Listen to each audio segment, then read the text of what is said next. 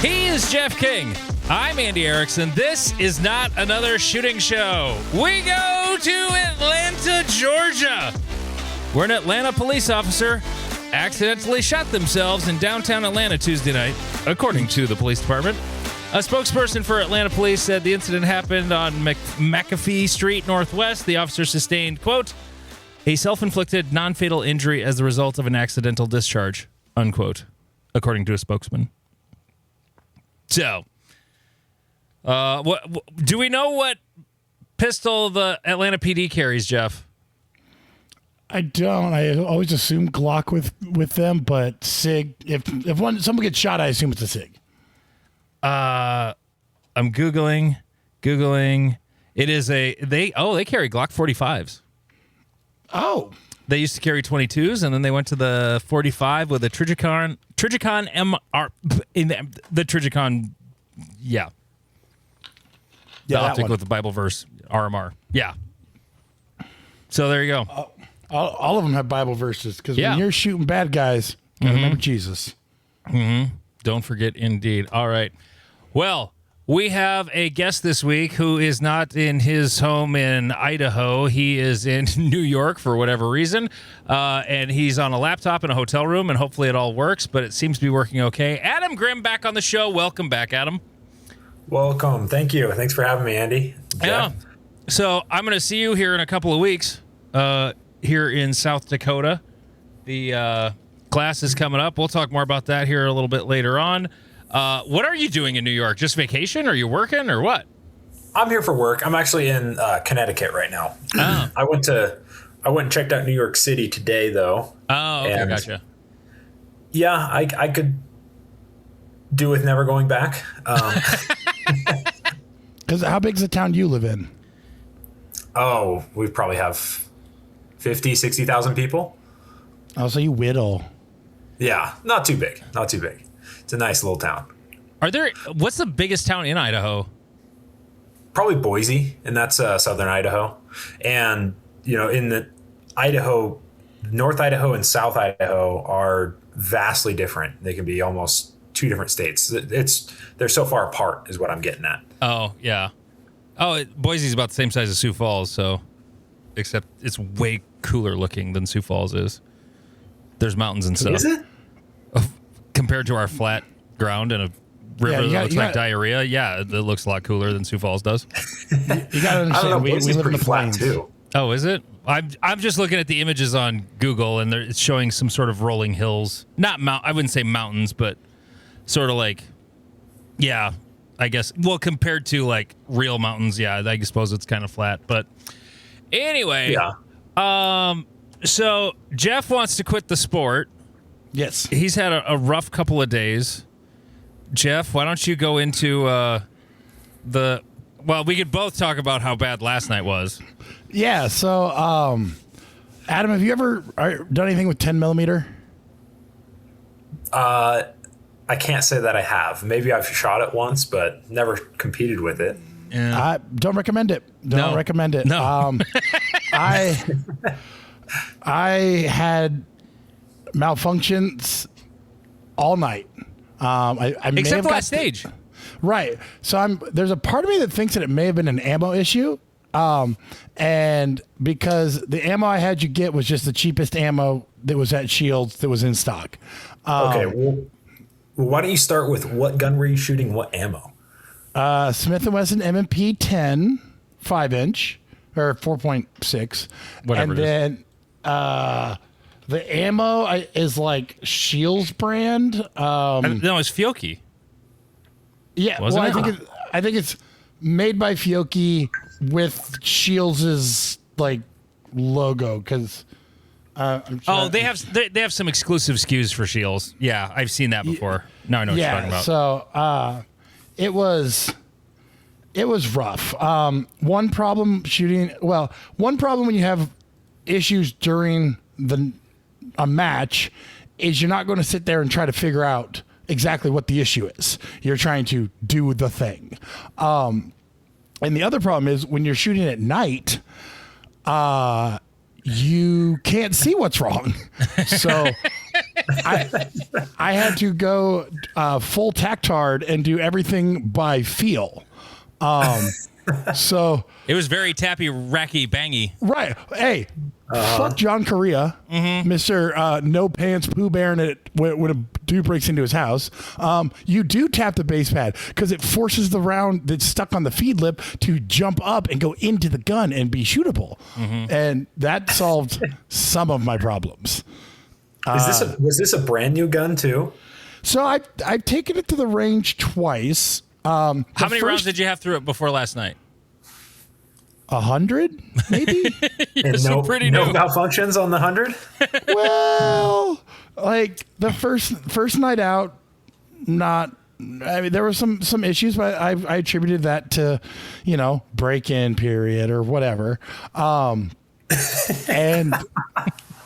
the next time I took it out, my good buddy Owen, who is a true manly man, he shot it and he carries a 10 millimeter, and he said it feels like your gun has a compensator on it, but it's upside down. Oh my God. It beat the fuck out of me. Yeah. It was unpleasant, and shooting irons, not fun. I had forgotten what that's like. Gosh. I kind of believe that target focus shooting is just point shooting by a different name. And when you don't have a big dot there, both me and Owen said that we aimed it like we had a dot. When we couldn't find the dot, we just pulled the trigger because reasons. But so it kind of made me want to quit the sport by the end of it. I had 3 stages with shit tons of malfunctions. The ammo was called Target Max, made by Fiocchi. It's a Shields exclusive. That shit did not like the gun at all. And then I went to war with steel, which is great when it's 43 cents a round. I actually shot one of he had Andy put up black mini poppers to act as kind of like barriers or whatever, and I just punched one over on it. Like, that's how bad I was shooting. Were you aiming for it, or did you miss so bad you hit it? Yes. Yes. No, like I was in that frustration where the steel becomes anti-magnetic, and so you just keep pulling the trigger, and you're like, why won't you work? So one standing reload later, I finally got it down and finished the stage, and I had more mics and no shoots than I care. Like I couldn't even call shots because I was so focused on like the gun exploding in my hand. Please work, every time. please work, please work. Well, it was please work, and oh my God, did the gun just blow up? Because what's the power factor of 10 millimeter? Let me do math. Go ahead, I have Adam. no idea. An image comes to mind, though, when you say that you want to quit the sport. Have you seen that meme of the guy riding a bicycle and he puts a stick in the front spoke? Yes. Yeah. Oh, of course. This is what comes to mind. Right. You're probably somewhere in the neighborhood of 200 to 210 power factor, Nice. depending on velocity. Yeah. I mean, I know what mine is because I actually chronoed the ammo out of my gun, and it like I knew if I got Fiocchi, I knew it was gonna be like their number on the box is usually pretty close with pistol ammo, but Federal's never is. And so I was pretty sure the 1200 FPS Federal was probably going to be somewhere south of that, and it was. It was like around 1140, 1150. So 1150 times 180 on my calculator, 207 power factor ammo I was shooting last night. Yep. Dang. Yeah. Major plus. Out of plastic guns. So that made last night the most unenjoyable. I also found out, this was a very annoying thing to figure out. So the MMP-10 fits in MMP-9 holsters. Oh, this is the best part. You're so lucky it was a hit factor match, Jeff. Right. Suppressor height sights don't fit in non-suppressor height sight holsters. But if you jam it in there without a light on, it will fit because barrel will go down to where the light is supposed to be, and you'll go, yes, this works. This will be fine. No problems whatsoever. And then you'll be at the safety table as the sun is going down and it's getting darker, and you'll be like, this will not fit in this holster. What the fuck is going on? Luckily, Andy created a rule, which I 100% support, of you didn't need a holster to shoot the night match. You could shoot it from low ready. You just took a procedural. Now, I wasn't given 2 procedurals, which, but I was. You had was so many last. problems you didn't need the procedurals. Right. I was last. Yeah. Like that's how. That's I made how sure you my got night the last went. one though when you had a good stage. Correct. I deserved it on that one. Yep. Yeah. So that was last night, and so the match started at what, 8:30, 8:45. Yeah, a little after 8:30. And we actually got done at midnight, which is great, until you have to drive 3 hours home. Mm-hmm. And luckily, I had my 3 compadres with me because I made it about an hour and a half into the drive, and I was like, I've hit a wall. I need someone else to drive. And luckily, someone was able to take over for me because I'm normally a pretty good driver, but I was starting to swerve like I had been drinking I'm a not little when I get bit. tired. My eyes get heavy, and it's like no, it's no point. It's time to get a hotel or someone else drives. One or Right. the other. So Roll the windows down if it's cold. That doesn't work. It just makes me Right. more sleepy. Now I'm just cold and tired. Cold and tired. Nice. Was it a night vision match, or were you using lights? What Night were you guys vision's running? allowed. I use lights because I'm not a bougie bitch. I can't justify the like $2,000 to $3,000 people spend on their rigs. Oh, some people spend way more than that. Oh, I think trust me, I that's a know. little low. That's 2,000 to 3,000. Those are like the monocular ones. Right, and there's, No, most of the without a Bino helmet. ones are upwards of like 15. yeah, and so we had what, 3 night vision guys in our squad, something like that. We had 2 on our squad. There were 5 on in our the whole squad. match. Yeah, so they were, both of them basically said, yeah, I haven't broke these out since the last night match in November. And I'm like, yeah, I can't let money sit around like that. Like, if a gun that I haven't shot in 6 months, I'm like, does it need to be sold? I feel like it needs to be But sold. would you just let it sit around? Because I would find shit to do with it if I had night vision. Don't you have night vision? Don't you, Adam? I do, yeah. So do you find It's- shit to do with it? Yeah, in the wintertime, definitely that's when it gets broken out. So Fridays, me and a group of guys will usually just continue our it's a less serious range day. We'll bring out full auto MP5s and super safety, whatever. And want your our friends? club has a shoot house that we'll just staple targets in there, and we'll have everybody run it, and then one person rearranges the targets in a random order. And so we just have a good time. We just rotate like that, and we just keep going. I've done hikes with it. I have a really cool picture of an owl like in a tree under nods. So I actually took a hike, I think probably 3-4 weeks ago now, under night vision with just a couple buddies. It's a lot of fun. That would be. I never thought of just doing that, just going for a hike. That would be wild, especially if you end up if you're in a place like Idaho or out in the Black Hills where, hey, you might see a mountain lion and they're more likely to be moving around at night, looking for something to eat and thinking, oh, they can't see me, so I'm just going to sneak around. And that I don't know. it'd be I think wild. mountain lions can see in the dark pretty well, though. Oh yeah, no, I know, but I animals mean, in like, general. I would assume. I don't know if they are smart enough to realize like we can't see in the dark, but Yeah, but they might be. what I meant was they move at night, predators tend to Right. be moving around at Right. night, and Yeah. that would be cool. Like end up seeing a mountain lion just running around or something like that. I told the night vision boys, It's cool. I'll tell you what's freaky is the deer. Oh at yeah. Especially when they stand up on their hind legs and start walking away like a human. They do that at night all the time.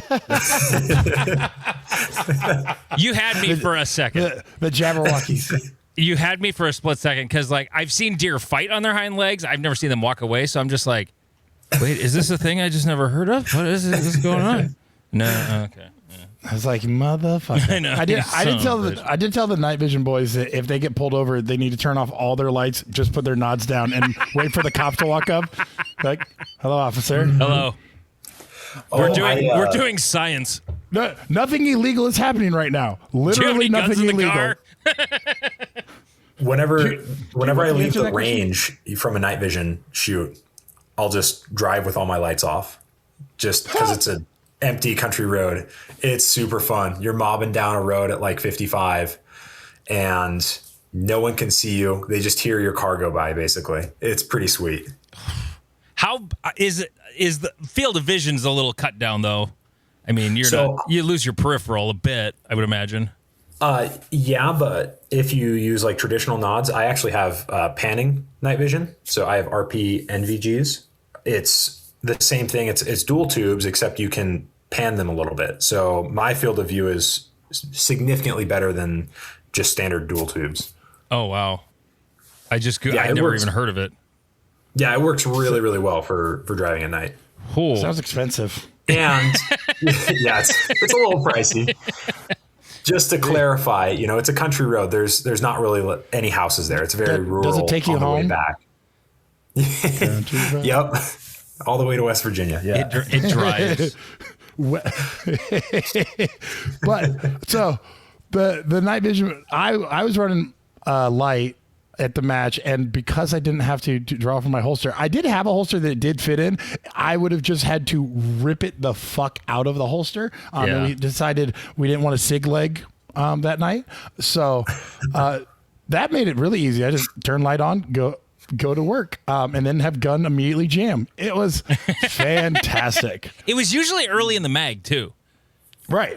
It would be within the first couple. Did you ever check to see if you were actually doing what I did and overstuffing your magazine? Yeah, I was counting.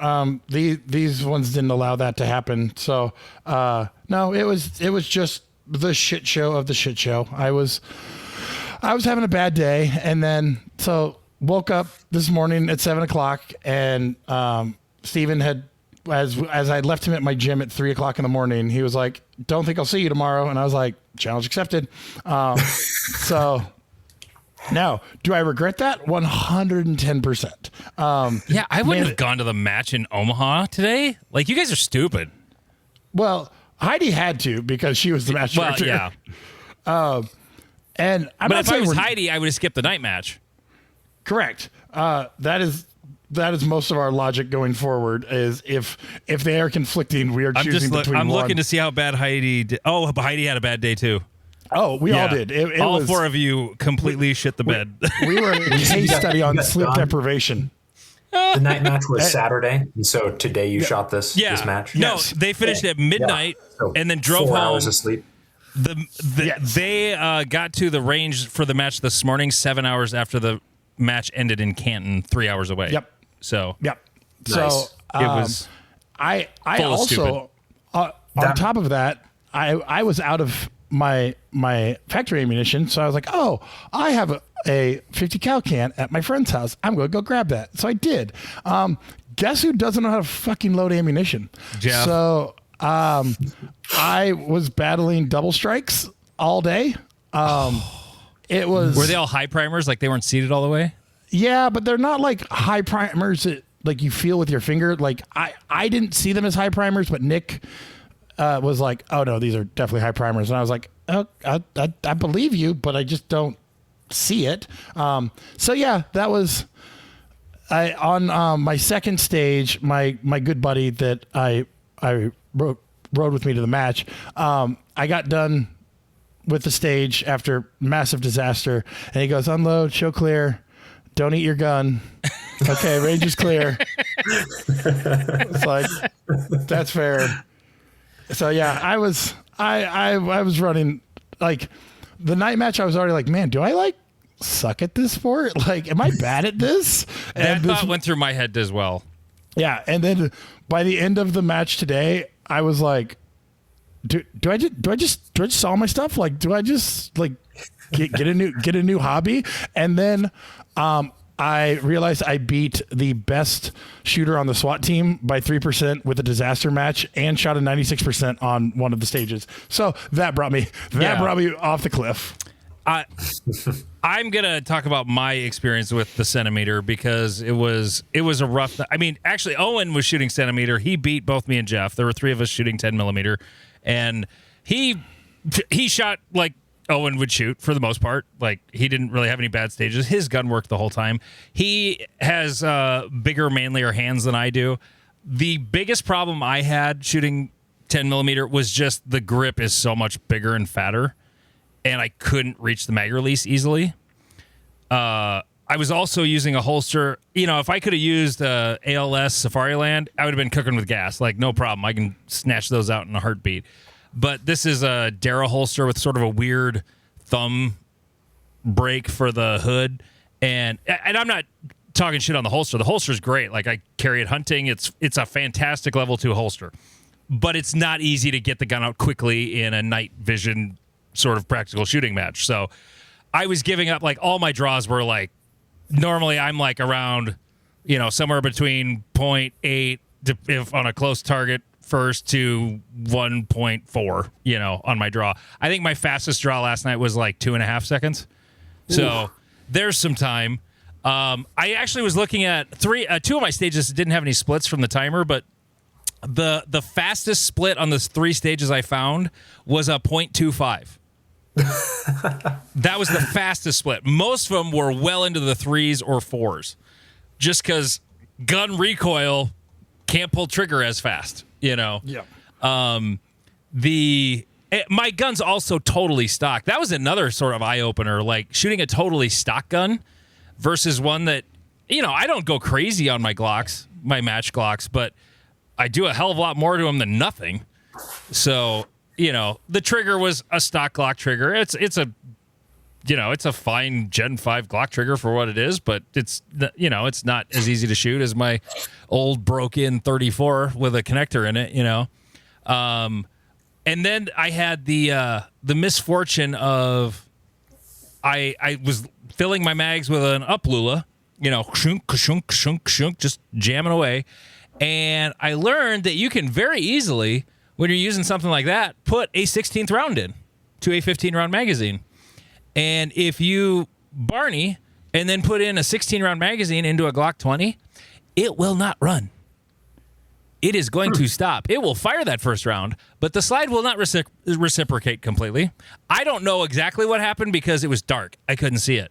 So at some point, I remember grabbing the slide and trying to pull on it, and it didn't move, and it wouldn't move at all. I'm like, oh, this is a double feed. So then I ripped the mag out, and then I tried to stick that mag back in, but in the process, dropped it because I'm carrying a much beefier, fatter dildo of a magazine here, and that didn't want to. That's on the ground. Like, I wonder if I'll have enough bullets for the rest of the stage. We're gonna find out, and get that cleared. And by the time I get that whole mess cleared, I'm like, fuck it, let's go weekend only. So I finished the stage weekend only. With a 10 millimeter. With a 10 millimeter. And actually, I shot pretty good weekend, I have to say. The time was atrocious. It was like 40 seconds on, what was that, an 18-round stage? Yeah. Like, it was a fast stage. Like, the quick guys were doing it in like 9-10 seconds. And I did it in 40. Nice. But, yeah, and so it was just sort of, I'm going to have fun the rest of the night and not worry about how I'm doing. Adam, have you had any disaster matches like we're describing? Ooh, probably, maybe. You know, I'd say the worst one was when I first switched to my Shadow. So this was last year, because I shot. You know, I had to switch to the Shadow since my 320 broke, and I wasn't familiar with the Shadow. My range has pea gravel that is about 3 feet deep. So you're running on quicksand. Oh, not quite 3 feet. But everybody has really sore calves when they get done, don't they? I guess I don't know. It's pretty gnarly, but I realized that during that match, I zeroed a stage because a rock got stuck in my gun because I dropped a magazine and then just didn't clean it and loaded it, and was shooting, and a rock got stuck in between my trigger bar, whatever, and I couldn't pull the trigger. So that was fun. That was a fun learning experience. That was probably the only time I've had like a dumpster fire type thing, but I just kind of learned from it. Now every time I drop a mag on the ground, I clean it. With the 320 mags, I never had that problem. You can just, they'd run and run and run. Same with Glock mags. I've never, unless I dump it in like a mud puddle where there's like a big glob of mud like in the magazine, like I don't bother cleaning Glock mags. They just run. My Shadow 2 mags, unless it's something like what you're talking about where there's lots of rocks like that. The Shadow 2 is pretty forgiving. It's magazines anyway. My TAC Sport, however, they're picky. They want a very, very clean tube if they're going to function. So if I drop one of those on the ground, that one gets cleaned. But yeah, for the 3-4 years I was shooting Glocks or Berettas, I didn't use my mag brush ever. It was pretty nice, but yeah, I never owned a mag brush until after that happened. Yeah. Yeah. And I'd always make fun of people. It's like, man, was that to clean your butt or something? Like, what is that brush for? So, that's ow. Oh, okay. A little bristly. Yeah. That's lots of lube on that. Texture for the feel. But for anybody else who is, 10 millimeter curious, if I had like the holster I wanted and I had an extended mag release, I think last night would have gone much better for me. It would have been I would have been a little slower because it's just not, you can't shoot it as fast. Like I double mic'd a target at like 4 yards. I was on the move coming in. There was one on the right, one in the middle, and then one around the corner to finish the stage. And this was on the first stage. And Steven calls out, 2 mic. I'm like, what? There was no target on the stage that should have had 2 mic on it. I walk over and look, and there's no holes in it. I'm like, and I was the first shooter, so clearly there was no hole at all on the target. And well, it's because it was dark out. You couldn't see. It was also that first stage, though, as soon as I drew and I started trying to like shoot like I would shoot a 9mm pistol, holy shit, was that humbling. Like, this is not the same thing. That was the immediate feedback I got from the gun. Like, you are not shooting a 9mm right now, sir. You need to calm down. And what prompted you guys to actually shoot a 10mm? Because it sounds like you went into this never having shot a 10mm at a match before, and it sounds like you had 100 rounds through it to break the gun in, which is not enough in my opinion. But no, it's not. But Hunter Constantine was sort of the impetus for me when we had him on last, talking about side quests, like just do shit for fun, Okay. Instead of being all serious all the time. And our night match is for me, it's fun. I don't care how I do at the night match. Like, I wasn't like Jeff where I'm like, I might quit. Oh my God. Of course, I didn't have another second match to shit the bed on this morning either. But, Me. But for me, it was just a side quest. It was just a fun thing I wanted to do. And I've owned this Glock 20 for like a year and a half, and I do like shooting it. I killed a deer with it. Nice. It's a fascinating caliber. I love shooting the gun. I just wanted to try it out under match conditions. And, if I just like those two things, a bigger mag release and a better holster to draw from, and I think it would be way more fun. Mine ran fine, except for when I overfilled the magazine. But, okay, the side quest makes sense. Yeah. So, it was totally for fun for me. Mine's dumber than that. I broke my SRO on my carry gun, and I was like, I should just get an iron sight gun. And then I was like, well, do I need another 9mm gun in my life? Why not get something special? Let's get a 10mm. And I actually love the feel of it. It's got a bigger grip. Like, I actually like everything about the gun except for when it goes off. It's like the really hot girl you see in the bar before you talk to her. Correct. And so... And then Jeff talked to her, and she's dumber than a bag of hammers. Yes, and so it became one of those like, well, I've committed to this idea. I shall give it the old college try. But I'm at the point like, I believe I said it this morning that whoever invented 10mm should be shot, and if they aren't alive anymore, we should dig up their corpse and shoot it with the 10mm. Well, you're talking about Jeff Cooper, sir.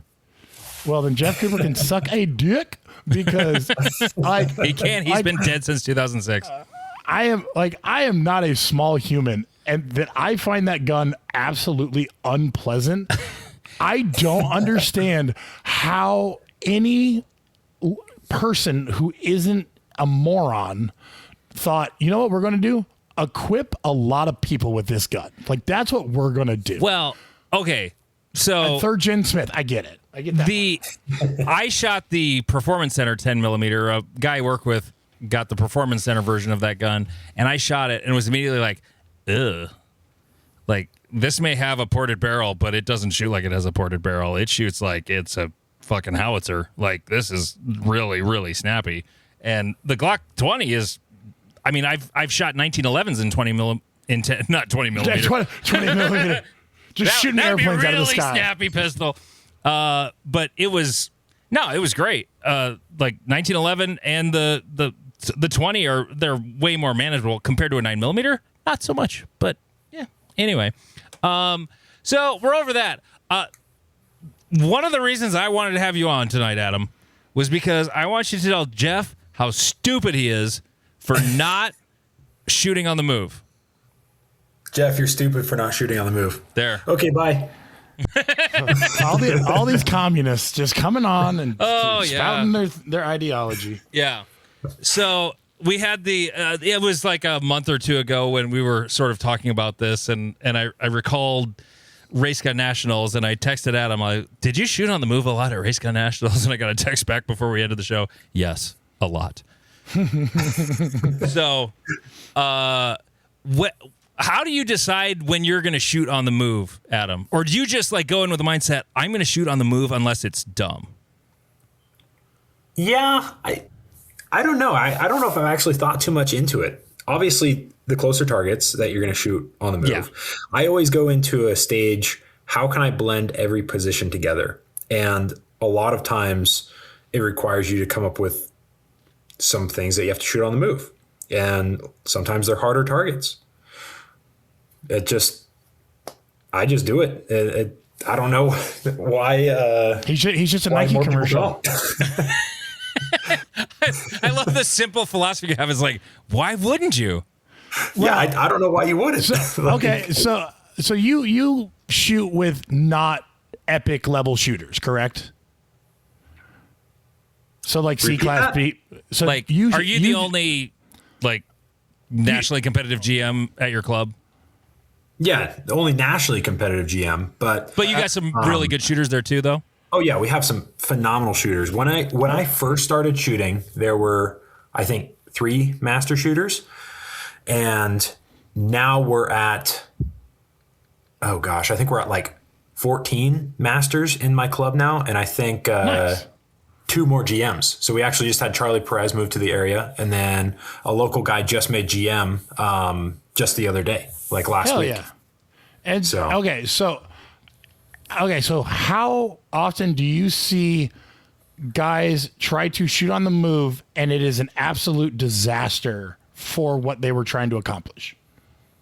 Oh, I mean, all the time, depending on their skill level. But correct. The same can be said. I see a lot of these guys shoot on the move and make it work really well. So I'd say like the higher M class shooters, they're shooting a lot more on the move and they're making it work and they're doing it really well. I think you save a lot more time by shooting on the move. And if you can get your hits while shooting on the move, why wouldn't you?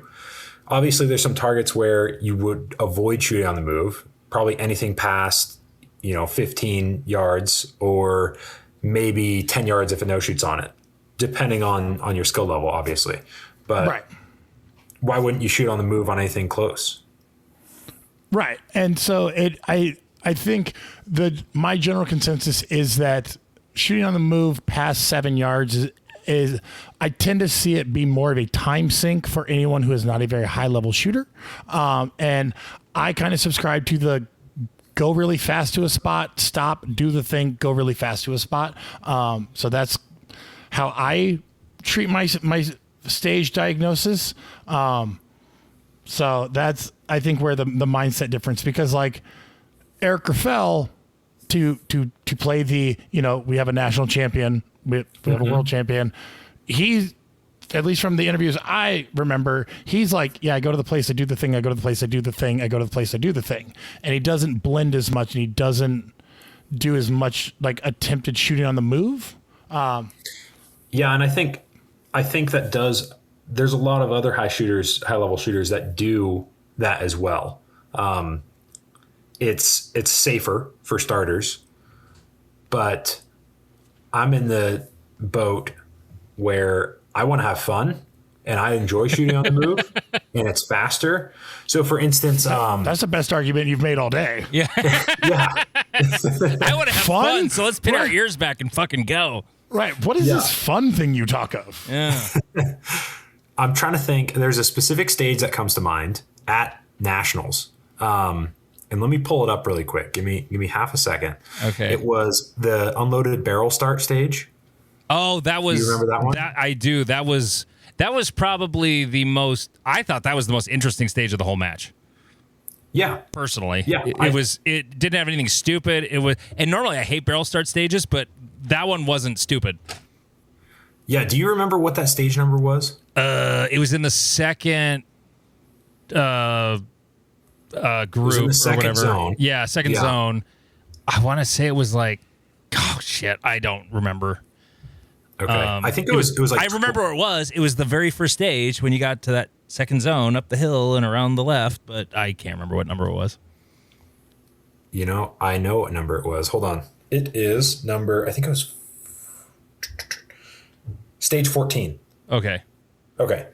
Yeah. So stage 14. I placed 99% overall on that stage. I was 4th overall on that stage.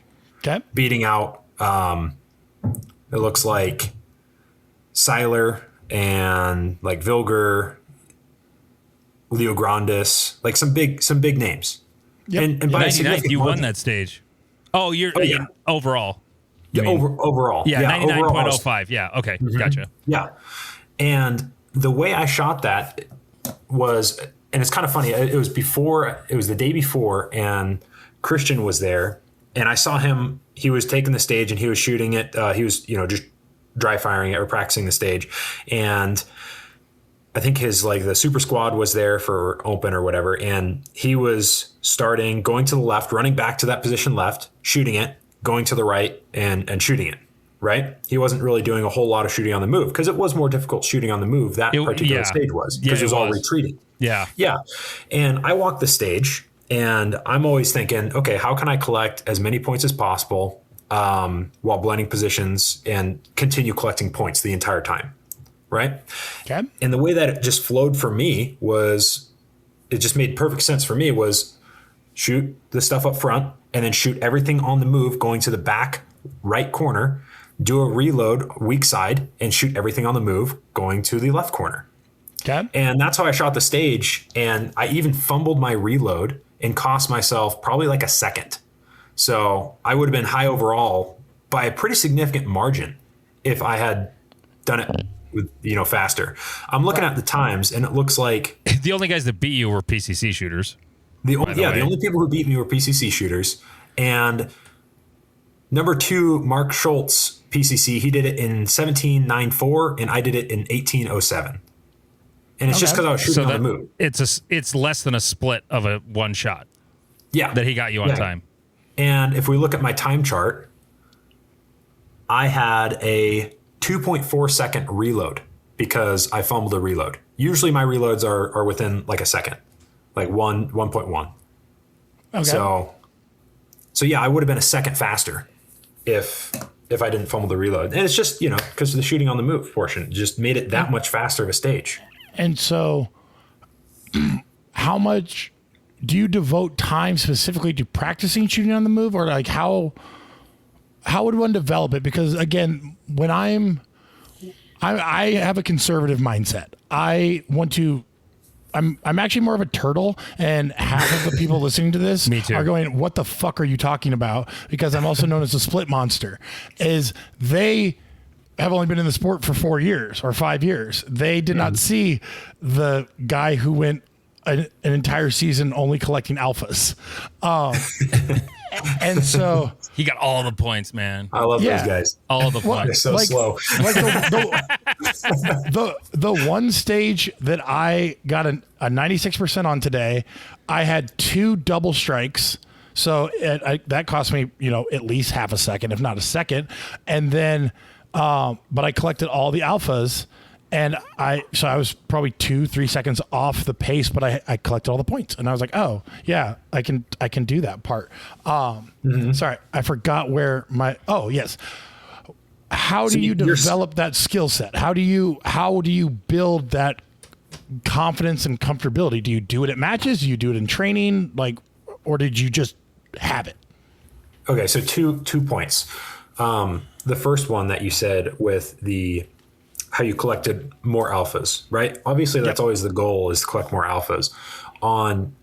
With hit factor math, obviously the higher round count on a stage usually means you can get away with dropping a couple more Charlies, so speed is more important. And it seems like the way that the USPSA matches have kind of been shifting seems like there's more and more 32 round field courses, and it prioritizes the speed aspect and not as much the accuracy aspect. You obviously need both, but keep that in mind. Like if it's a short course, might not shoot on the move. I might do position to position just to collect alphas, depending on the target distance and whatnot. Right. Right. And then the second part, for how do you develop that? You just got to do it. I mean, how else can you develop something if you're not doing it? I practice it at the range. I'll do it at matches. I'll just do it as much as possible. And you dry fire it. Sometimes. Okay. Not very, very rarely do I do, because when I dry fire, it's in the garage and there's not a whole lot of room for me to actually get up to speed. So if I'm doing it in the garage, it's, usually at a slower pace where maybe I'm pointing at a target that I have that's set to be visually further distant, and so I'll move slower on that one. Are your hands and your feet related to each other in any way, shape, or form? Yes. Okay. So say you're talking to a C-class shooter, you're trying to explain, shooting on the move. What is the connection between the feet and the hands? Because personally, I try to disconnect my hands and my feet as much as possible. Yeah, you definitely want to try and disconnect it. So the easiest way that I try and it's one of those things where, as far as teaching goes, you can talk about it a lot and you can explain a concept a ton, but until you have someone go do it, I feel like they just don't get it. So what I'll usually do is I'll say, okay, what I want you to try is walk standing straight up at an average pace while holding the gun out in front of you, and pay attention to what the dot is doing and look where it's bouncing.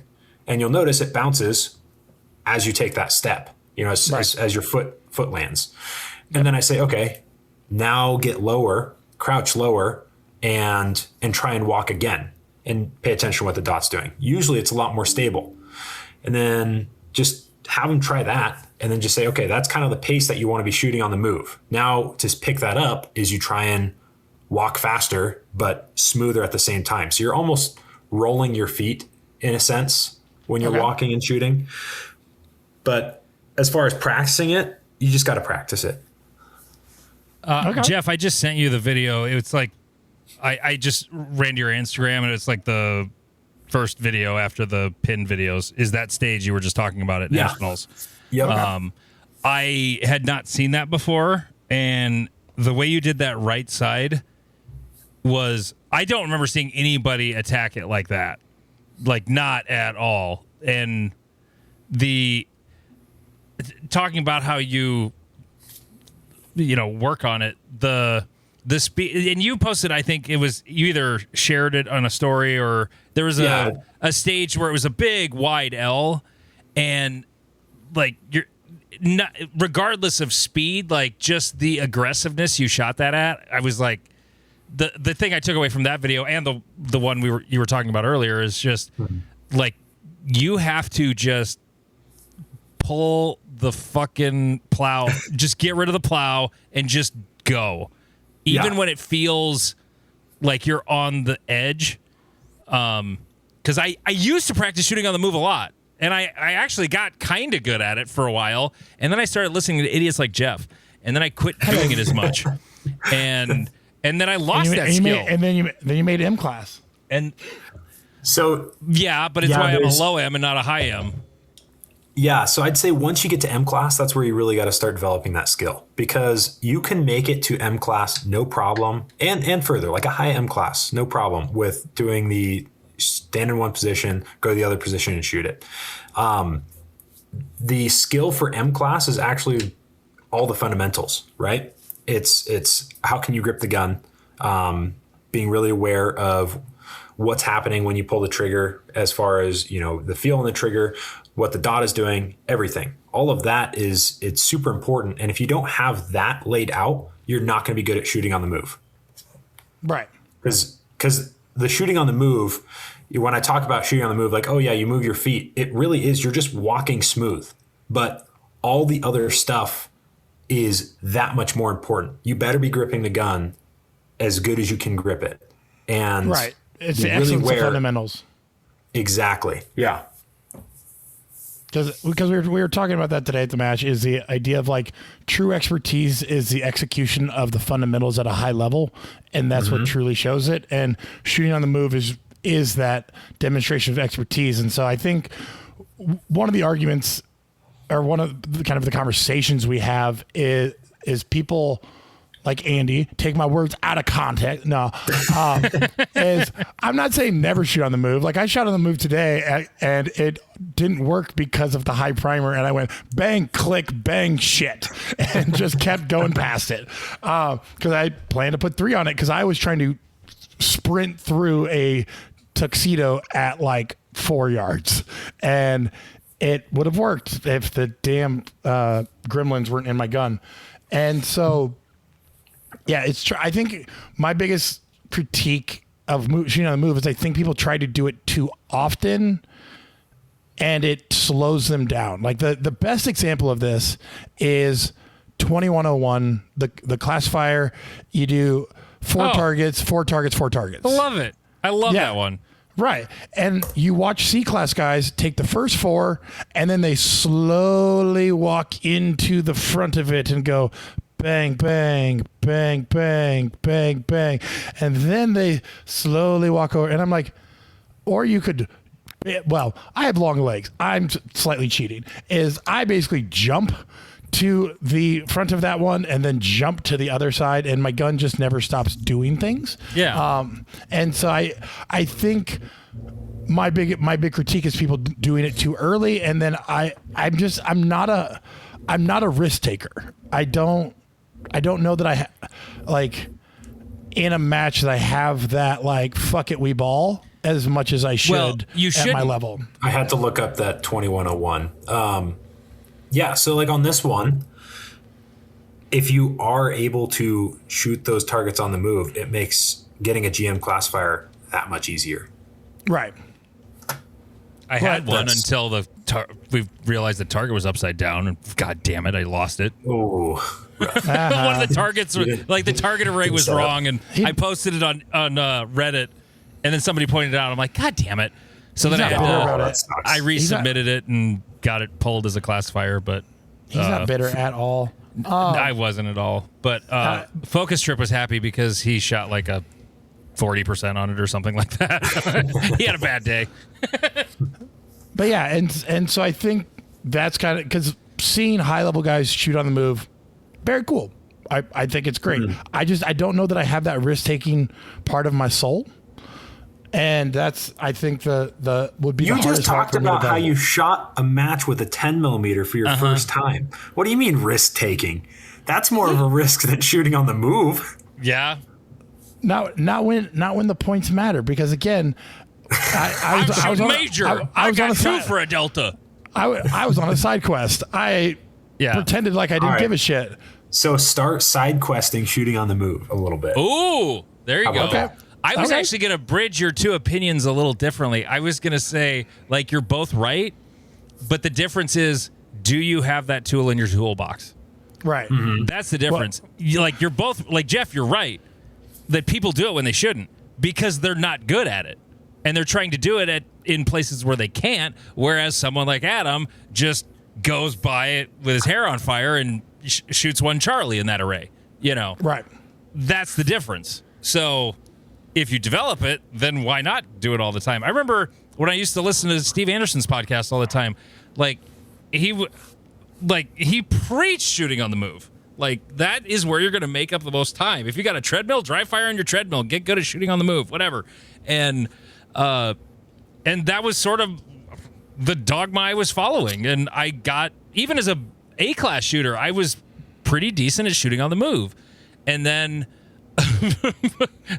before I made M, then I started not doing it as often. And yes, it was safer, but I think it cost me, when I beat you and Steven in 2023 at Iowa Section, Jeff. Yes. I was shooting on the move a lot in that match. That was sort of that was the best match I ever shot still, but I was shooting on the move a lot. And right. I had a lot of confidence in doing whatever I wanted to do. I was trained up. I was confident. And I wasn't afraid of taking a calculated risk.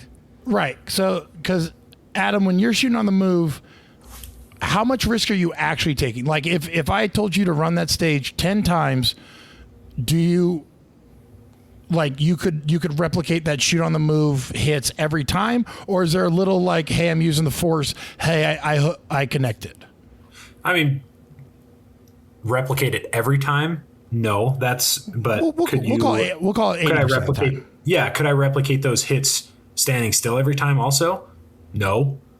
I mean, sometimes stuff just happens, like a mistake.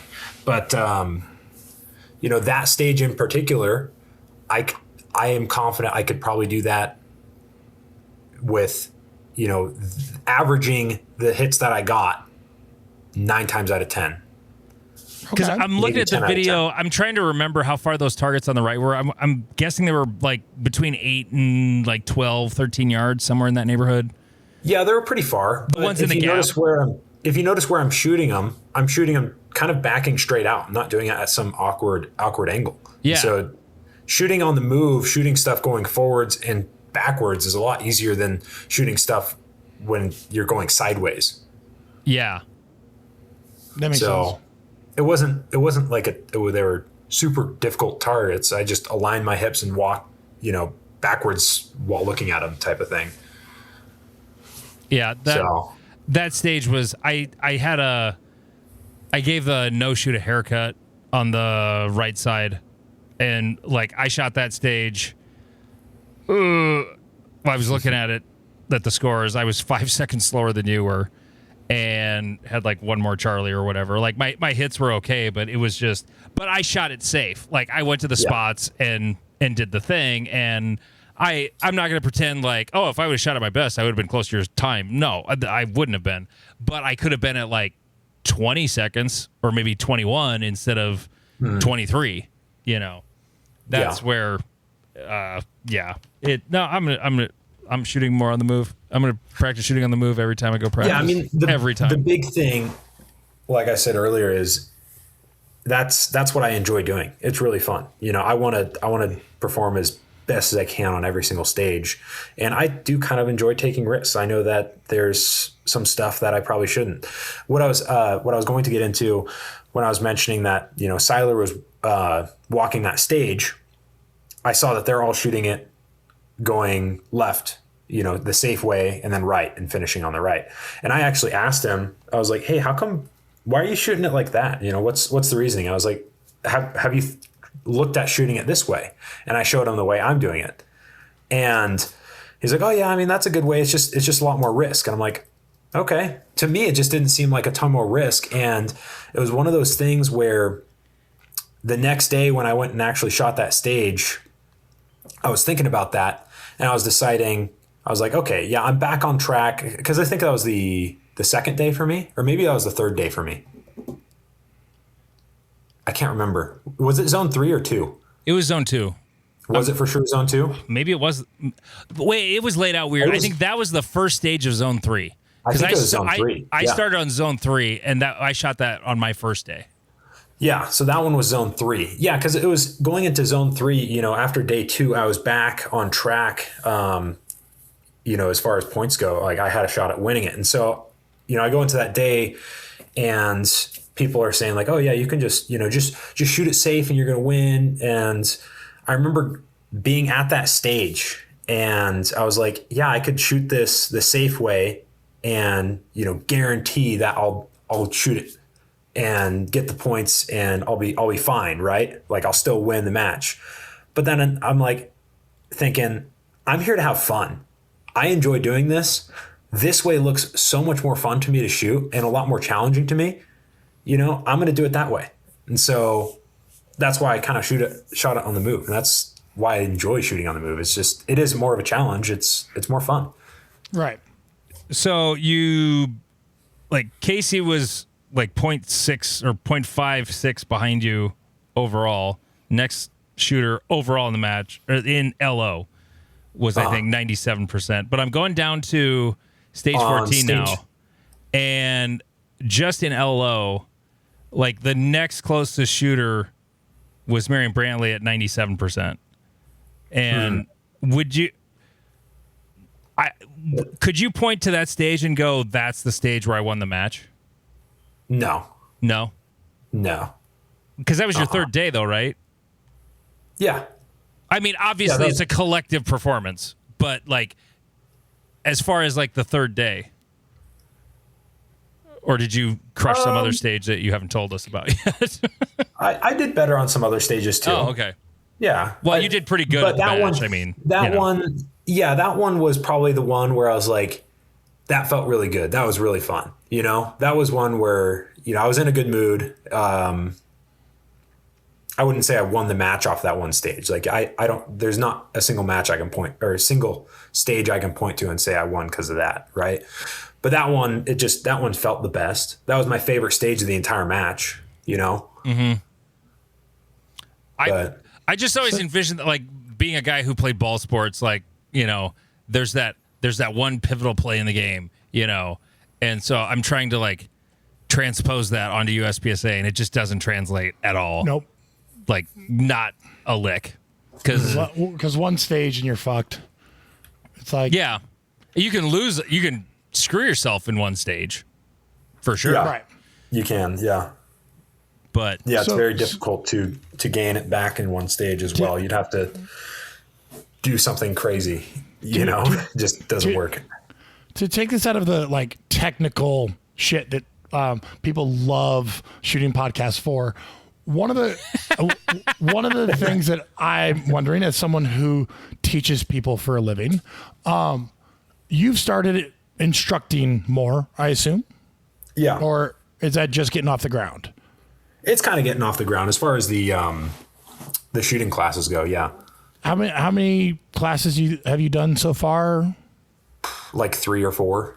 Okay. And what are your takeaways from that training? Because I know you mentioned you kind of work with the guys that you shoot with at your club sometimes. Mm-hmm. How is that different than an open enrollment class or private class or whatever things you've been doing? Yeah, way different. When I'm with the guys at the club, and we're just kind of shooting, it's more so, it's not like a instructional thing. It's more so if I see something that's like really egregious, or I'll be like, hey, or they keep repeating it. I'll be like, hey, this is a pattern. You're doing this. Maybe they're not getting the gun up soon enough on an entry. It's like, hey, you're doing that wrong. I'll point it out. As far as the instructional thing, when I'm doing a class, I'm just super, super hyper focused on every tiny little minute detail that someone is doing wrong. If there is any room for improvement, I'll point it out then. I'm not really nitpicking the guys at the club, but it might feel like very scrutinous or nitpicky at a class where it's like, hey, you messed up here, and here. Collectively, that added up, and it might only be tenths of a second where it's a mess up. Hold your thoughts there, Adam, because I forgot to do this after an hour. Patreon.com/Not Another Shooting Show. It's only $357 a month, and you'll get all of the second episode where Jeff and I are usually much more lubricated by the time we get there. Adam Grimm, our guest tonight, will be at my club in Canton, South Dakota, April 24th and 25th. Go to grimmtech.com and sign up. Did you do the thing on the website we talked about earlier today? Yes, I did. Okay, tell people about it. So we're, because it's a 3-day class, so I open it up for people who can't make it to a Friday session. It's a reduced price if you wanted to make it for just the Saturday, Sunday. So the Sunday portion of the class, we're shooting a match together. And then the Saturday portion of the class, it's going to be pretty heavy on some shooting on the move, everything related to movement. Not necessarily all shooting on the move, but just movement in general. It's going to be very heavy on movement. And that's what's going to be done on Saturday during the class. Yes, okay. Saturday during the class. Okay. So learn how to defeat Jeff. Yeah. Yeah. That's right. I'm looking forward to having all of my flaws pointed out, of which I know there are many. And I haven't taken a class in a long time. Jeff is just going to be running lines the whole time. Jeff, are you coming though? I believe I will be in Miami. That's right. You had a thing. Getting into shenanigans if, God willing, the creek don't rise. Yeah. I'm going to see an F1 race. Nice. A buddy messaged me. He goes, "What do you think about F1 racing?" I'm like, whatever. I don't know. And he's like, "You want to go see one?" Yes. Where? Miami. Could have started with that part. That sounds like the beginning of the story where Jeff gets arrested. I mean, I'm not like, as long as I don't catch charges where they try to take my guns away, because there's going to be some not happy people if that happens. I'm totally fine with that. Like a little like, you're in the drunk tank. Da, da, da. It's a good story. Yeah. I live life for good stories. Like this last 2 days of shooting. Great story. Yeah. Have I enjoyed it? No. I wanted to quit the sport. But I have learned that even when shit is going south, you have a good story for later. Yeah, absolutely. So you can sign up for the 2-day version of it. So it'd be Saturday, Sunday, grimmtech.com. Go to the Advanced Competitive Pistol 2-3 day and you get signed up there for the South Dakota class. Other things, MW Activewear, the finest jerseys you can get for your match and free logos. I love the background. Adding that to that's the thing I did with Area 3 last year was I used Michelle's backgrounds of the jersey for the background of the pages of the matchbook. Wasn't that clever of me? It's so simple. It was so simple. Yeah, I didn't have to create anything cool. I just let Michelle do it. Northwoods, May 2nd and 3rd up at Forest Lake, Minnesota. Someday you should go to that match, Adam. It's fantastic. Tanfo Timmy puts on a great show up there. PCSL Belt Championship is May 17th at Mission 160 in Texas. Great Plains section, June 6-7. There are 6-ish, 7-ish spots available right now. I still have it on waitlist settings, so just sign up and I'll get you approved. Rushmore State Championship, July 11th and 12th in Rapid City, and Minnesota section, August 29th and 30th in Forest Lake. There we go. All right. So the class, you're going to be at my club here in a couple of weeks doing the class, and then the Sunday we'll do the match, not at my club, at the other club near Sioux Falls. So you kind of mentioned a little bit, we're going to do a lot of shooting on the move on day 2. Give us a preview of day 1 of the class. It's going to be a lot of fundamentals. That's the easiest way to give you a generic preview. Well, give me a little more, come on, give me a little more tickle than that. You'll find out. Tickle his pickle. Come on now. Oh, come on. Every single fundamental that you can think of, you will be doing it in different sorts of ways. And, as far as like my style of teaching, one of the ways that I got good myself, I looked, when I was developing this curriculum, I was thinking, okay, how was I able to get good so quickly? And how can I replicate that or teach that to others? And I thought about it for a long time. And the reason why I got so good so quickly is because I'm pretty good at recognizing in myself what things I need to work on and where I'm lacking. And I feel like that's a really difficult skill for people in general, whether it's ego or whatever, where, you look at it and it's like, man, I suck at that.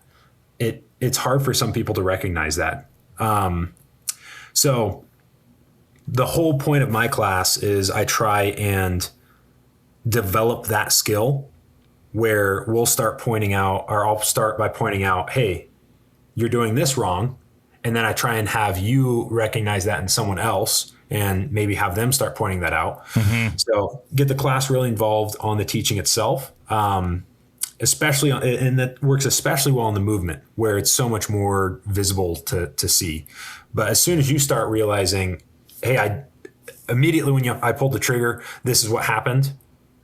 That's how, and this is how I fix it. Mm-hmm. That skill is invaluable to develop. I'm looking most forward to your class just for, as a guy who does a lot of teaching.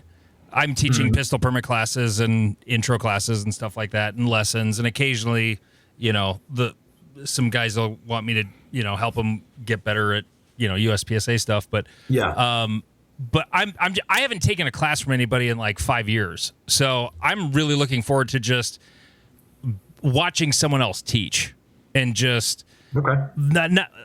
I'm sure I'm going to get stuff from it, but even if you go to a shitty class, you can learn something from the instructor, whether it's a good thing or a bad thing. Because I've been to a shitty class before and learned something from that instructor, and I mean a positive thing.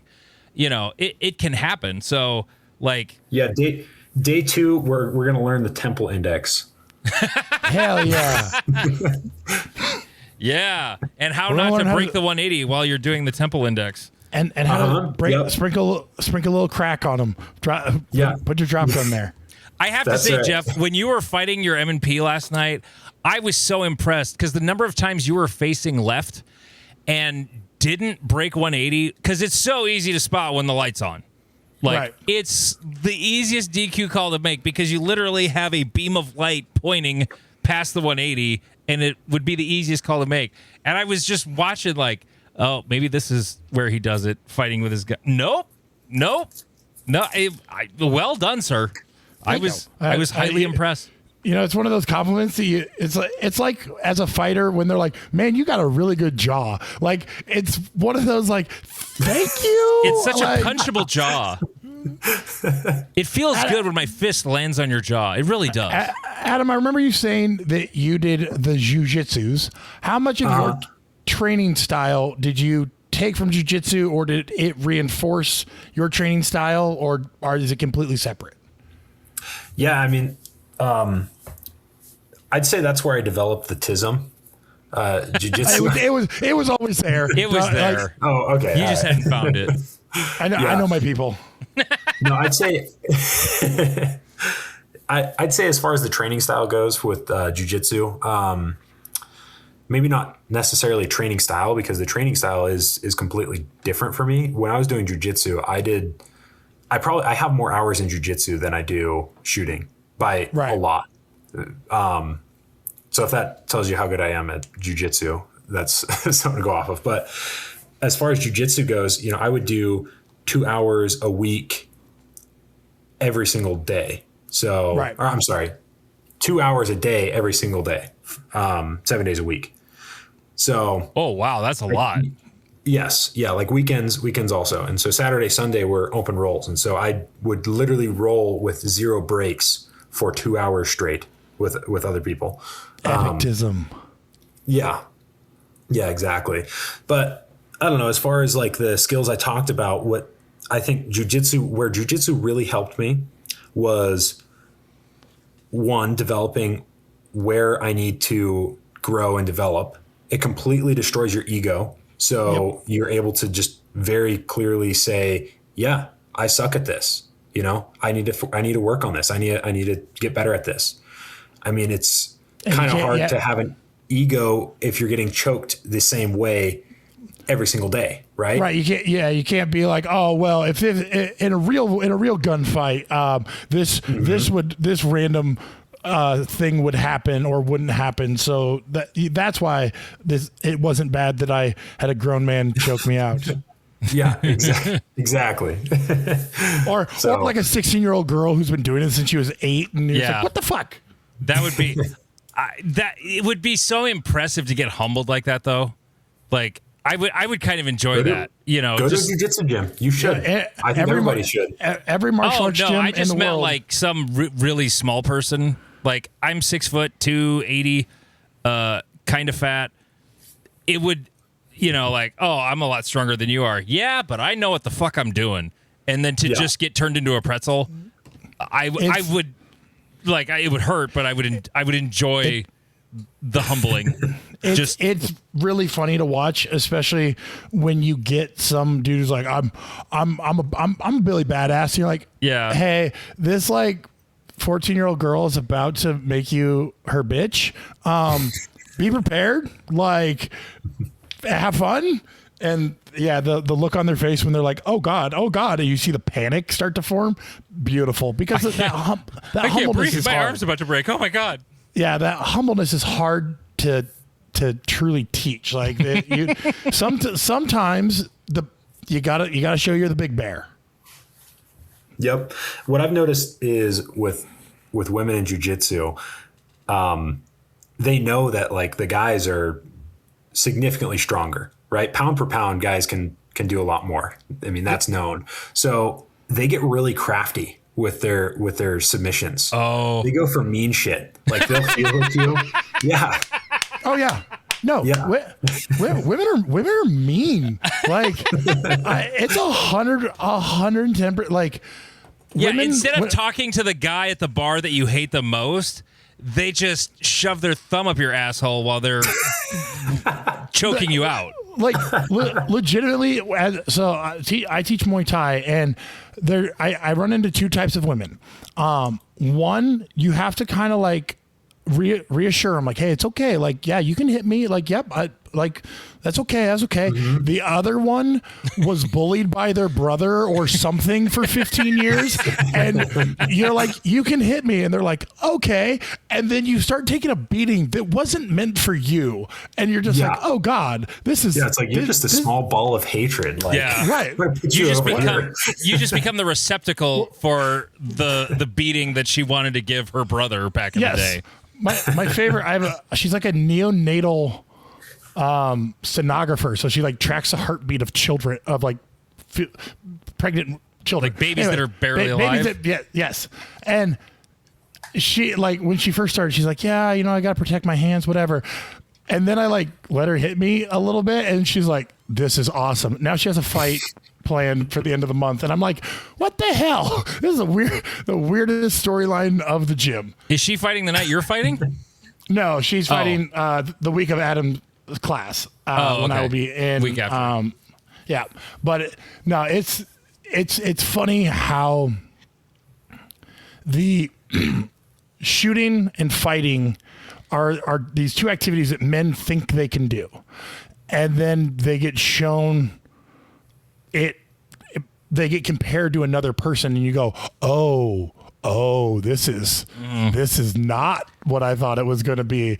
And then that's when they have to put all the excuses on there. Well, like, I've only shot 1911s. Right. That jiu-jitsu stuff wouldn't work because like I'd pull a gun, and you're like, yeah, I would too. I'm better at it than you. Like, do you think I don't carry these a gun? paper targets don't shoot back. Yeah. Oh, God, I love that one. Yeah, I know. I always think, how the fuck are you training? Like, are you having someone shoot back at you? Like, what do you mean? Yeah, because most of the people who say that shit have never had someone shoot back at them either. So yeah, that's like the dumbest part of that. If I have the right group, I try not to get blue or cuss in my classes, but if I have the right group, I will. And there's a saying I use to make fun of men and their ego, and that's that if it has tits, tires, or a trigger, they think they know what they're doing. That's fair. That's a good one. And they don't. No. And the difference between them and women is that the women come in knowing that they don't just automatically. And that's the thing that's interesting with my intro classes is the men I get in my intro classes are not those guys. They're the ones who I understand pistols are dangerous things, and I want to get instruction from a professional before I embark on this little hobby. Because bad things could happen, and because they've already like crossed the threshold of I accept I don't know anything. Let me go to someone else to learn it. Yep. Versus the random dude at gun range who slinks over to your may your or may lane. not be an expert. Right. Well, he was a Marine that was Yeah. from the farm. Like, don't you know? Yeah, he graduated high school in 1987. He was at Guadalcanal. Yep. Like, yeah, okay, sure. Yeah, he was at Okinawa. He served there for 4 years, from 1984 to 1988. No, the game of and I was an eyelash away from being a high school history teacher. So like the whole I've always had sort of a teacher's heart. Like I coached baseball right out of high school. As soon as I was done, done playing, then I started coaching right away, and I did that for years. And that was going to be the thing. And I wasn't teaching history because I was picking the easiest subject. I suck at math. English in school is stupid, and at least the writing part of it is just ridiculous. Like, let's just make shit up and think of what they were talking about. But history was like things that actually happened. So that was, I've always loved history. So I was going to be a high school history teacher and a coach, and then I went to class my junior year and was told by one of the professors about all the things that are going to absolutely suck ass about being a teacher, parents and bureaucracy. And I was like, I've been doing college radio. I've been having a ball with that. I'm going to go change majors right now. Thank you very much. So anyway, I lost my tab, Jeff. What else we got here before we let Adam go? Because this is already, we're closing in on an hour and a half already. Right. So Adam, how has your life changed since winning? Ooh, good question. Are you just having to throw the sponsor, like hit them with sticks to get them away from you? The bikini models and the yachts in Monaco and all that stuff. Oh man, I wish. The sponsor part, sure, I wish. No, nothing's changed. If anything, I've been kind of lazy this winter. I've been focusing a lot at work. I've been doing really well there. And now that the season's starting back up, I'm getting back on the regular schedule of dry firing. After nationals, I kind of took a pretty good break. So you took a real off season? Yeah, I did. And partly... You hear that, Steven? The national champion took an off season. Just saying. Mm-hmm. Yeah, usually, in my off season, I'll continue shooting, but I'm just not as serious, right? I'll go out Friday nights and do night vision, things like that. Like, I'll still shoot, but I'm not doing it as much. I'm not dry firing as much, things like that. There was a good period of time for, since December until couple weeks ago, I hadn't even dry fired at all. Hell yeah. Yeah. My people.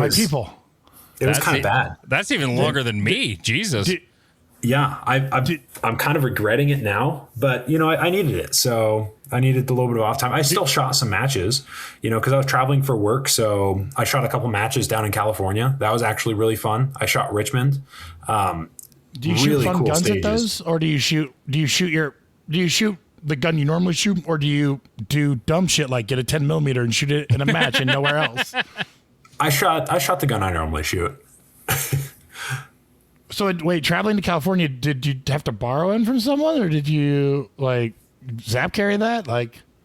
I mean, maybe I should not comment, but okay, that's fair. Don't ask okay. questions. Yeah, no, that's that. Fuck the police. No We're straight from the underground. No comment is the answer that tells us everything. Okay. Yeah. Yeah, exactly. Yeah, and I got a match tomorrow in Connecticut too. Oh yeah, that's almost scarier than California. At least California, you can travel into the state with a pistol and they're not going to throw you in jail. You get out east, like New Jersey, Connecticut, Maryland, it gets really scary out there. You might not ever go home again if you just travel through with a pistol. I don't know if it's as bad since Bruin, but it was. Yeah, I don't know. It's kind of funny because I thought about that coming out here, and it makes, as an American, at what point do you stand up to tyranny like that? Yeah. Though, right? Where if I just exercise my Second Amendment right, a God-given right, and I can be thrown in jail for it, at what point? I don't know. Just where are your lines in the sand? Right. It's a lot of people talk about lines in the sand. Other people live their lines in the sand, and it's always interesting how much of the community talks a lot and doesn't do I have some breaking news, guys. Now, this is coming out 3 days later, but it's breaking as of this moment at 8:28 Central Time on April 12th. Okay. Okay, so Jeff, you're going to Nationals, right? Maybe. Race gun Nationals? Uh-huh. Okay. And that match is at Sups Yes. in near St. George, Utah. Okay. No, race gun isn't. Oh, no, race gun. Nationals. Factory gun is there. That's right. Yeah. Okay, so according to Robert Wyatt, he sent me a thing. Okay. This is from the newsletter for SUPS. Events for the week of April 13, 2026 through the 19th. SUPS had a board meeting, blah, blah, blah. Next heading, P320 ban. Ooh. Effective immediately, SIG P320 and its variants are banned from the range at SUPS, not allowed in practice or in competition while on SUPS property. An announcement will follow. That's rough for anybody shooting. Who at a high level shoots a P320? But Mason Lane. Mason Lane does. Okay. Actually, no, he's not shooting a P320 this year. He's shooting the P211. I just saw a video. Nice. I shot one of those the other day. They're fucking good. They are. They're surprisingly good. As Hunter said, for those of you with a stockpile of P320 mags, we now have a gun to shoot them. Yes. And Robert also pointed out in his text message to me the title sponsor for Nationals, 6 Hour. Oh no! Oh no! He followed up with another text for back. I told him I was going to say this on the podcast, but credit him for background. An indoor range had a guy who ND'd into and out and in and out of his leg with a 320. Oof. It's on video that he did not touch the trigger. Leo has the video. The guy ended up with 5 holes. Oof. Dang. So. Dang. So it's probably good that you went away from the P320, Adam. I'm just saying. Like, yours was. I remember last time you were on, you was like, mine was fine. Like everybody says that until it shoots them in the leg. So right. I mean, it would be crazy if you were like, yeah, it's only shot me in the leg like once. Like, what's the chance it happens again? Well, even the gal at Area 3 that had it go off when it hit the bottom of her holster. You know, I know the RO. Right. I know the RO who was running her, and all she did was put it in the holster, and when it hit the bottom of the holster, boom, it went off. And luckily, she had this habit of, like, she would just sort of like lean her hip out to the right so that the gun, when it hit the bottom of the holster, would be very clear of her feet and leg. Like her hip was the farthest thing over, and it went off about a foot between his foot and her foot, and oof. Yeah. So that's scary. Oh, is she still shooting? Yeah, but not a 320. That's good. Well, I'm glad that she's still shooting. I mean, I could see a lot of people who would be like, "Yeah, I'm done." I actually during the match talked with her, and the story I got from the RO and the story I got from her were identical. Like it was the exact same story. And then some of the stuff that was going around the internet wasn't exactly the same as what I got directly from both of them. But I know. Really? How does that happen? Are you trying to tell me the internet isn't always accurate? Not always. No. Now, maybe other people spoke with them and got other details that I did not. But like the basics of what happened were that when it hit bottom of holster, it went off. Her finger was clearly off, not anywhere near the trigger. Right. So, yeah, but. No, that was. Did you see that a Shadow 2 went off by itself too? I did see that video, but that was a little. That's got more gunsmithery issues tied to it, though. I think pretty clearly. Does it? Because I think it was a friend of Diami Easley, right? I don't know who that is. Yeah. Diami, he's solid shooter. Gat Pounder, I think, is the one that I saw. That one. Oh yeah. Okay. Cat Pounder. I don't know anybody by their real names. I know their Instagram handles. Like we barely know your name. Like we had to ask, who the fuck is Adam Grimm? Yeah, who the fuck is Adam Grimm? Are you selling those T-shirts on your website? You should be. Not yet. I'll get right on that. I'll start selling some. And I don't even care that we're the ones who coined it and made it famous. I don't care. I just would. If people start wearing that shirt everywhere, it'll just make me smile. Okay, I'm gonna bring some shirts to South Dakota for both you guys that say that. So one quick controversy for us to clear up, just because. Oh yeah, because even when I was texting with you, I was confused. Right. Someone said you didn't get a slot to nationals. What was the story behind that? I have a slot to like the last time? Like, I don't understand. I don't know what people were talking about. One of the nationals coming up in 26. Oh, yeah, I don't have a slot to CO Nationals. Oh, okay. Which, again, seems half silly, kind of makes sense, but still stupid. Yeah. I mean, you won CO at an area match, but it wasn't your area, so you don't get, like, slot for it. Is that how? Yeah. I think that's however it works. Like, yeah, you won Area 3, but it's not your area, so you don't qualify for a slot, I think. I think it's more so because I was a master, and I think they give it to Grandmaster. It shouldn't fucking matter. If you won an area match, you should get a slot. I don't know. I don't care if you live in the area or not. Yeah. Either way, I don't have a slot to CO Nationals. I'm not worried about it. I mean, open enrollment hasn't happened, or the open registration hasn't happened yet, so. Yeah, okay, exactly. I'll just do a repeat of Race Gun Nationals last year and get waitlisted. And that's my follow-up question. So there was a big hubbubaloo about invitational nationals, and we had talked about this on the show. We came up with a fantastic idea, and others were trying to rip it off. You break the idea. Because you came out of fucking nowhere. You do break the idea. But I don't break the idea. Not anymore. Because I think if you go off of JF Mars, Jay Slater, his ELO ratings, I think if you go off of that, the idea doesn't break because he's keeping track of all of that stuff. But would you have qualified? So let's say there was a national invitational in. But would you have done it by the time you had won whatever matches you won last year and Area 3? Because Area 3 wasn't until September. Like, you would have for this year, but if there had been an invitational, like, you were about as hot of a shooter as there was in 2025. But depending on how that qualification system would work, like, it just, like, the timing doesn't work out for it to be in the year of. I think you can make it work out to be in the year of. I think you specifically reserve 10 slots for situations like that. So a month leading up to it, there's still 10 open slots that you can give away to someone. Okay.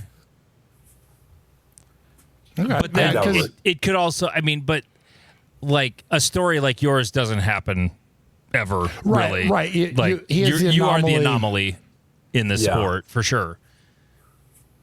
At least you're the first anomaly. Maybe there will be more. Maybe there's some, guy nobody ever heard of next year that, not to shit on you or anything, but like, I mean, who the fuck is Adam Grimm? I know all the names in USP. I know the big names in USPSA. I know most of the good shooters. We didn't hear about you till I don't know them, but I know their names. Like I follow results and stuff. And I remember Bruce coming up to me at Area 3 and saying, "Oh, Adam Grimm's having a really good match." I'm like, that's when I first said it. Who the fuck is Adam Grimm?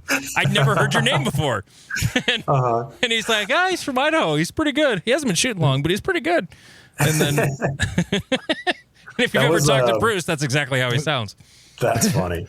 then you put your dick on the table and everyone went, "Oh, what the fuck?" Yeah. Okay. But no, that reminds me of I went to Billings, Montana for a match, and we're shooting the match, and there's like one or two more stages left, and the guy it was a PCC shooter, and I can't remember his name right now. I'd have to look it up, but we're on I think the last stage, or maybe second to last stage or the last stage, and I shoot it, and the RO is like, "Wow, that guy's really good." And my buddy Don was right next to the RO, and he's like, "Oh yeah, that's Adam. He's gonna win the match, or he's winning the match." Or he said something like, "He's gonna win the match," and the RO is like, "No, he's not. That's gonna be so and so." And Don's like, No, I'm looking at the scores. He's going to win the match. Oh, Shut up, old man. That just reminded me of like one of the wildest things I ever said, because Jeff and I were talking. I don't remember if it was on the show. Or, it was on the show earlier. We're just like, good stories are a great pod no matter what. Mm-hmm. This isn't that great of a story, but I shot Iowa section. I went down there by myself. I think it was the first time I went. This would have been like 2018 or 19, something like that. And I was on a squad with a really good PCC shooter. I just remember he had long, very black hair, like he was either Hispanic or Native American. I couldn't quite tell. But the most memorable thing about him, like he's shooting on fire and he won PCC. The thing that was memorable about him, though, and I wish I could remember his name, he was shooting a Kel-Tec. He had tricked out this Kel-Tec. I don't know if he was a gunsmith or somebody else was that did it for him, but he's shooting this tricked out Kel-Tec P2 or sub 2000 and just burning shit down. And nice. I remember looking at it like, something in this picture is wrong. Like, this guy looks very athletic. He's very quick, but he's shooting a really stupid gun. This is like somebody shooting production with a high point. Like, what's going of high on? Points. We every year there's a place in Idaho called Parma, and Parma puts on these insane matches.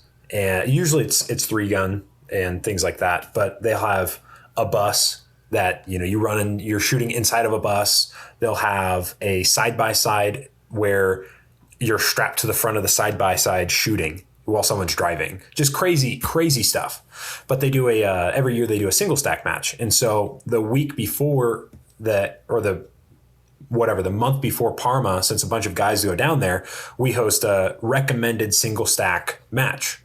And I don't own a single stack. So I just messaged, like the group chat that I'm in. I'm like, I think I'm just going to shoot limited 10, shoot in the spirit of it since I don't own a single stack. And my buddy Shane, he's like, why don't you shoot the high point that I have? And it's called the pimp hand. So let's go. I'm really considering it, as far as silly things go. I'm really considering side quest. Yes. Please do. So to wrap everything up, you're going to be at Canton in April. What other classes do you have on the book so far? Nothing really on the books. Okay. I'm working with a couple local police officers, and I'm working on getting the equivalent of Washington Post, CJCT. I'm working on getting certified for that. I'm working on getting a Idaho Post certified class now that the weather's turning good. And then I have 2 tentative classes in California, one in Richmond and then one in Southern California. So those are still kind of in the works. It's really tough because it seems like on the off season, no one wants to do anything. Now that the on season's coming on, now that I'm super busy, people are like, hey, can you do a class? So funny how that works. Yeah. Yeah. It seems like and part of the, like, I was just in full disclosure, Adam's coming out in a couple weeks and there's not as many people signed up as I'd hoped. And I was just admitting like, maybe the Friday day. Cause like people that live around here, they all work for a living, and burning vacation on a class is not like, they're saving that for family stuff. And so that may have been a miscalculation on my part, but I also found out, because Tanfo Timmy posted, Mason Lane is up in Forest Lake the same weekend you're here. So that also may have... I don't know where Forest... It's Where's Minneapolis. Forest Lake? 4 hours from here. So so there's another, heavy hitter doing a class nearby. So because I was literally thinking I should go post something on the MAPSA group or the Minnesota Competitive Shooters group. And then and literally like an hour later, I saw Tanfo's post about Mason Lane's coming. I was like, oh, that'd be a cool class. When is it happening? Oh, fuck. It's the same weekend Adam's coming here. Oh, shit. I guess I'm not going to go there. So, but But no, that's very cool of you to like invite people to do like the half the class format. Like do the class on Saturday and then shoot the match with us on Sunday with Sioux Falls practical shooters. That'll be I'm so looking forward to it. It's a lot cheaper, so it is. It'll yeah, make sense for people. Basically half the price. So yeah, exactly. So if you want to do that, go to grimmtech.com. Grimm is with 2 M's, and the website when was it? Was that last weekend or the weekend before? I texted you and said, "Hey, your website's down." No, it was 2 weeks ago. I was in Texas, and I was on hotel Wi-Fi, and I went to go send somebody the link that asked for it, and Adam's website wasn't working. And I was like, "Dude, your website's not working." And he's like, "It looks fine to me."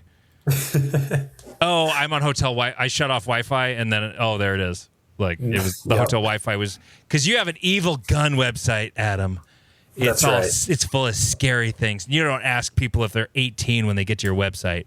So you can always use practice score Neither do I. as your class sign up. I should start doing that, huh? That would probably be a little easier. It would be a good place to just also, I mean, your website or, I mean, the people that are going to take a competition class are already on practice score, so it's easy peasy, and the Stripe fee is the same as it is for probably whatever gateway you're using for your website. So, yeah, probably. It's that whole game. Like you have to like figure out, okay, how much money am I giving them if I do this?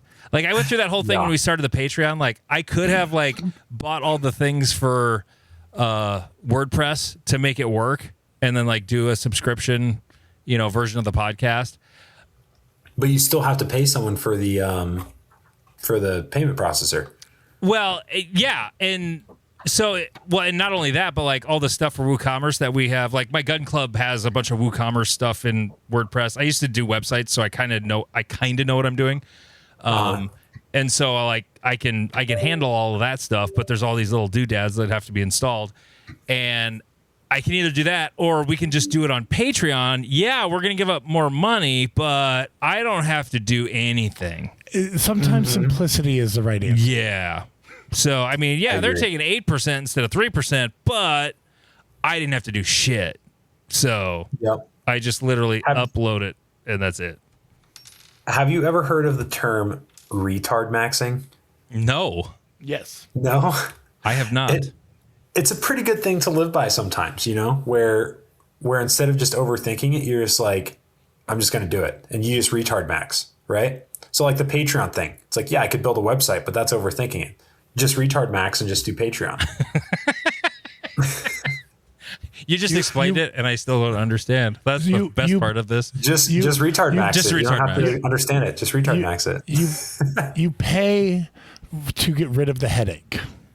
It's like when you hire a plumber to fix all your plumbing instead of trying to do it yourself and want to shoot yourself in the head by the end of the project. Yeah. And you're like, hey, I saved like $18 if I don't calculate my own time that I spent on this project. Mm-hmm.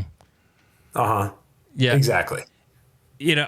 After if my 14-year-old son was on with us right now, Adam, he would just say, you know what? Ball. Ball. I don't know what the fuck it means, but that's what he'd say. I'm annoyed that that's a new saying. I don't know either. I have 18-year-olds at my gym, and they talk in a way that I'm like, I can hit you. I can literally hit you. Like the slang when I was in high school, my parents understood it all. We didn't say anything weird. We were pretty much like using most of what they used. We just got rid of like the dumb shit, Anyway. Yeah, some of the slang nowadays, I don't understand it. Like skibbity riz or something. Or riz skibbity toilet. So now we have gone full on like get off my lawn. The clouds are spying on me. Birds aren't. You're not real. even old enough for that. How old are you, Adam? Are you even 30 29. yet? You're 29. Yeah. Oh, okay. Get fucked. You're way closer to my son than me. But anyway. Thank you again. Very much looking forward to seeing you here in a couple of weeks. Grimmtech.com if you want to come take the class here in South Dakota. By the way, Dallas flies into Sioux Falls direct like 3-4 times a day, Dallas peeps. So, and flights are pretty reasonable. So, American's a great way to go if you're trying to get to Sioux Falls. Anyway, Adam, thank you so much for being on with us again. It was Thanks for having me. He is Jeff King. I'm Andy Erickson. This is not another shooting show.